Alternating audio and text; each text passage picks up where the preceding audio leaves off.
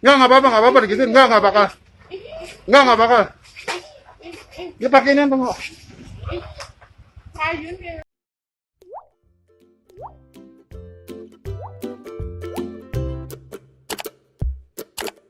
Nggak apa-apa deh. Warganet kembali dihebohkan oleh video viral seekor biawak yang masuk ke pemukiman warga. Terlihat jika biawak berukuran sedang itu hendak masuk ke dalam gorong-gorong.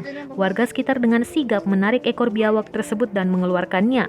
Bermodalkan karung, pria dalam video yang diunggah di Instagram @makassarinfo pada Rabu 3 Februari 2021 itu tampak tenang saat mengevakuasi. Namun karena terus bergerak seperti akan menyerang, pria itu sempat terlihat takut. Teriakan dari ibu-ibu yang berada di sekitar lokasi juga terdengar kencang. Apalagi hewan buas itu tertangkap persis di depan sebuah toko kelontong yang sedang buka. Diketahui jika biawak memang senang berada di tempat yang lembab dan berair.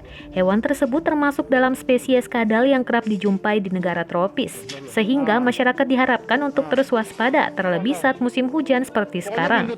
Kasus-kasus penemuan biawak di tempat umum memang sering terjadi, seperti foto biawak yang sedang memanjat pagar rumah warga yang viral beberapa waktu lalu.